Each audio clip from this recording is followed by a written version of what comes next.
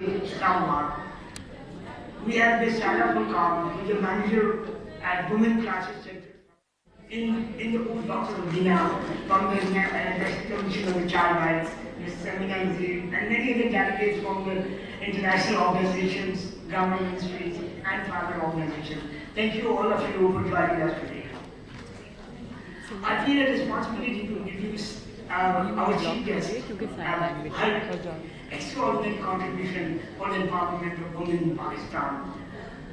Ms.Nilofer Bakhtiar, with the former federal minister advisor to the Prime Minister and elected officer at the highest order of civil society and the world. She has given leadership and distinction to the grassroots communities and has enabled them to articulate their honor killing in Pakistan in 2003 is one example among many of her undying commitments, non-aligned conferences, SARC Women Ministries Conference, and SARC Tourism Ministry Conference. Thank you very much. Brave child of Ms. Nilofer Bakhtiar Sahiba. Moreover, she has vast experience leading of successful that this is just the right time. During the 16 days of activism campaign, today is our second last day. Tomorrow we shall end. 10th of December is the last day of this elimination of violence against, which is universal. And tomorrow when we end, it's going to be the Human Rights Day. So our simple demand from all the vulnerable groups out here, whether it is the women of Pakistan, the minorities, the specially abled people, transgenders, from all of those groups, there is only one demand. Please treat us as human beings. We want nothing more than basic human rights. But I assure you, ladies and gentlemen, that we shall not settle for anything less. The struggle will keep on going on. I can say this very strongly because I have spent decades of my life in this struggle. And I assure you that we have come a long way. Don't ever think that the women of Pakistan have not made any advancement. And that is why at the outset, I would like to reiterate that I totally disagree with the gender gap report issued by the World Economic Forum. I reject that report. The women of Pakistan have been put as second last country in the world. After us, there is only Afghanistan left. Do you believe that? Are we that far behind? No. So it's a big no. And just keep on repeating this no till we improve our status in the gender gap report, which is universal, which does not let me sleep at night. It's like a nightmare. And I sleep with it and I get up with it. Anyway, coming back to the topic of the day. We today are talking about disability inclusion. We are talking about gender-based violence and special services. And I am grateful to each one of these experts and panelists who are the major stakeholders who are going to take forward whatever we decide this afternoon and end this evening. Let's have a joint way forward. Let's prove some solidarity this time. Can you imagine in a world which is post-COVID. Do you know the post-COVID figures? Just briefly and fleetingly, I would like to share those with you. Post-COVID violence against women figures. 45% women. This is the UN Women Survey that I am quoting. 45% women in the world faced violence or could share the experience firsthand of another woman during the COVID pandemic. 7 out of every 10 women faced violence, verbal or physical, in the hands of their partners. Now that's pathetic. In the hands of their partners, they faced violence during the pandemic. And 6 out of 10 women claimed that they saw an increase in violence at the public places. We saw that too in Pakistan. If you remember the episode of Lahore and interior Sindh. Another small example from the COVID statistics. When the children got back to school after COVID, in 20 September, there were 13 million missing enrollments. Ladies and gentlemen, 13 million missing enrollments. And what was the number of women? Girls, 60%. So 60% women, girls were out of school just because of that one pandemic. So there's so much else that I can share with you, but coming back to the real subject, that if there is so much happening to average women in the world and in Pakistan, what do you expect to be happening to the women who are differently abled? Can you just imagine? The misery is multiplied. The torture is multiplied. One, because they are women. And second, because they are disabled. So we have to understand what their day-to-day life feels like. This exclusion, this distortion of facts,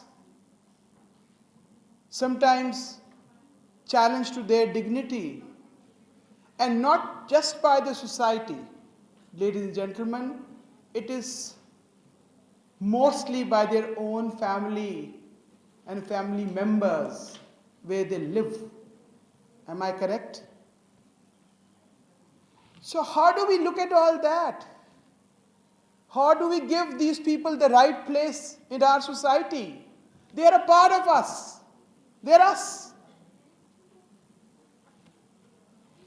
The figures from, again I'm quoting, UN Women, there are 700 million disabled women across the globe. Look at the number. Out of the 700 million women, ladies and gentlemen, we have,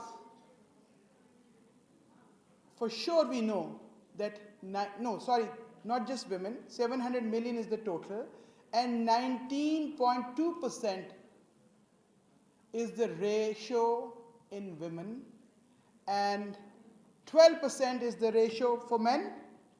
If I'm right with my figures, 12% is for men, globally. Okay. So again, there is a difference. There are more women who are physically challenged than men. So more difficulties, more problems for the world to face and for us as a society to face. Post-floods, National Commission on the Status of Women, with the kind support of UNFPA, visited the badly affected areas very shortly after the floods happened, and then later on we worked on the SOPs. And I want to tell you, ladies and gentlemen, that in all those meetings, in all those visits, we worked on your inclusion. We tried very, very hard to bring up the disabled and the transgenders everywhere. And PDMA, for example, the district health authorities, the police, they were not even ready initially to consider this important segment of our society. I mean, talking about women and children alone and the elderly alone is so difficult. And now we told them to make a database for the disabled. We asked them to make transgenders. They thought we were overburdening them. But we insisted. So as a society, we need to insist and persist. If we do not do that, this world is not going to change. The movement for the differently abled, Urdu आऊँ, जो मुहिम हमने आप लोगों के लिए चलानी है, उसको इतना ही मजबूत होना चाहिए जितना कि ख़वातीन के हकूक़ की जंग थी जो हमने इस मुल्क में कई साल लड़ी है. आपको उतना ही एग्रेसिव होना होगा. ये खाली मीटिंग से, सेमिनार से नहीं होना, कुछ नहीं होना. अगर आपने नेशनल असेंबली ऑफ पाकिस्तान में सीट लेनी है तो नेक्स्ट टाइम आप मुझे लें. आई विल लीड योर जलसा, जुलूस, whatever it is, and let's go to the Parliament House. Let's put our demand forward. क्यों नहीं देते ये एक सीट आप लोगों को? क्यों? हमने अपने बोर्ड के लिए सीट मांगी है. हमें 1 साल लग गया. हमारे बोर्ड पे हम एक डिफरेंटली एबल खातून की सीट में इजाफा करना चाहते हैं, नेशनल कमीशन की, जो कि हुकूमत का एक ज़ेली अदारा है. लेकिन उस सीट को हासिल करने के लिए हमने टकरे मार के वो बिल अभी मिनिस्ट्री ऑफ ह्यूमन राइट्स से निकलवाया है. और खुशखबरी ये है कि वो मिनिस्ट्री ऑफ लॉ में पहुंच गया है. लेकिन उसके बाद उसका क्या होना है ये आप भी जानते हैं, मैं भी जानती हूँ. लेकिन धक्का लगाए बगैर कुछ नहीं होना. सो इस सारी मूवमेंट में, इस सारी जिद्दोजहद में हम सबको मिलकर बहैसियत पाकिस्तानी सिटीजन्स, रिस्पॉन्सिबल और ज़िम्मेदार शहरी होने के नाते हमें इस कैंपेन में ज़ोर डालना है. हुकूमत अपनी कोशिश कर रही है, मैं ये नहीं कहना चाहती. जो भी हुकूमत वक्त आती है वो कोशिश करती है, लेकिन उनके इश्यूज़ में ये इश्यूज़ प्रायोरिटी नहीं होते. उनके रिसोर्सेज की एलोकेशन सोशल सेक्टर के लिए नाकाफ़ी होती. और ये किसी एक हुकूमत, किसी एक पार्टी के ऊपर बोतान नहीं है. ये सब के सब ऐसे ही. सो आपकी आवाज़, क्योंकि आप लोग एक वॉइसलेस आवाज़ हैं. दुनिया के जो डिसेबल्ड हैं वो भी वॉइसलेस हैं. देखिए 700 मिलियन की हम बात कर रहे हैं और हम खुद उनको देख नहीं पाते. हमें एहसास नहीं कि उनकी तकालीफ क्या है. इतनी बड़ी तादाद में लोग मौजूद हैं. सो उनका जॉब कोटा, उनकी सोशल अलाइनमेंट, और कुछ नहीं तो उनके लिए रास्ते ही आसान बना दो. और जो उनके रास्ते में ऑब्स्टिकल्स हैं वो हटा दो. और अगर वो नहीं हटा सकते रास्ते की रुकावटें, तो खुद उनके रास्ते की रुकावट ना बनो. बस मेरा आज के लिए इतना ही पैगाम है. मैं हमेशा आपके साथ हूँ. मेरी आपकी जंग शुरू हुई थी जब मैं मिनिस्टर थी फॉर स्पेशल एजुकेशन. लेकिन फिर आपका मेरा साथ छूट गया। अब कमीशन में अनफॉर्चुनेटली इतनी प्रोविज़न नहीं है कि मैं आपके साथ वो काम कर सकूं जो मैं एज अ फेडरल मिनिस्टर कर सकती थी, लेकिन जितनी अब मेरी उम्र बाकी रह गई है, मैं चाहती हूँ जिस तरह मैंने औरतों के लिए वक्फ की है उसी तरह मैं आपके कॉज के लिए भी करूँ, और अगर हो सके तो मैं आप में से किसी एक को अपनी बकिया ज़िंदगी ख़त्म होने से पहले नेशनल असेंबली ऑफ पाकिस्तान में बैठा हुआ देखूँ।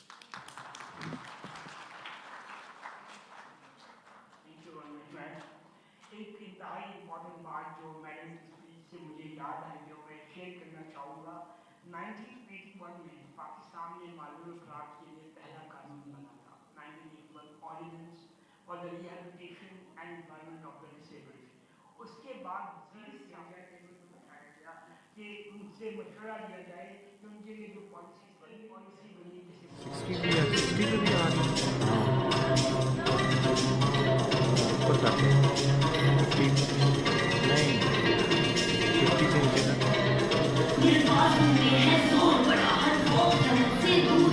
ऑटो पे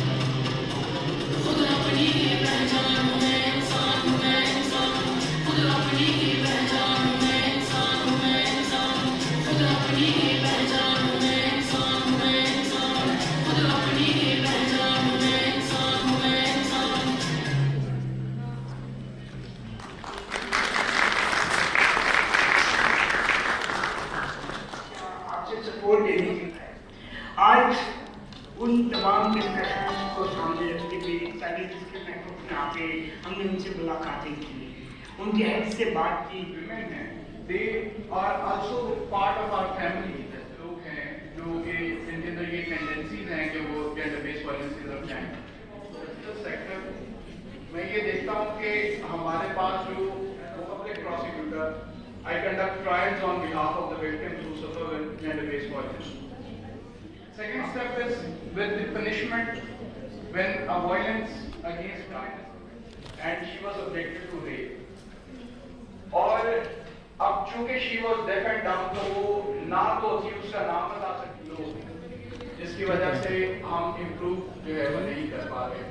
ये जो मैचिंग होती है उसके अंदर, अब इसके अंदर मैं ये कहना चाहूँगा कि हमारे जो because she can not speak, तो उसका नाम जो है वो विटनेस बॉक्स में इंक्लूड ही नहीं किया इन्वेस्टिगेशन ऑफिसर, हालांकि शी इज द विक्टिम और उसको बेहतरीन तरीके से पता है कौन बंदा था, she can identify.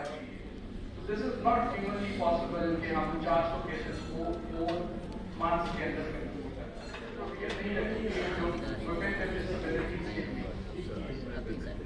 Generally women के लिए है और पार्ट भी बनना है और आपकी उसके दरमियान जो आपकी कोई आपके नॉर्मलिटी कोई किया जा सकेगा और उतना ही जो है इसके अंदर वो कन्वर्शन की तरफ जा सके।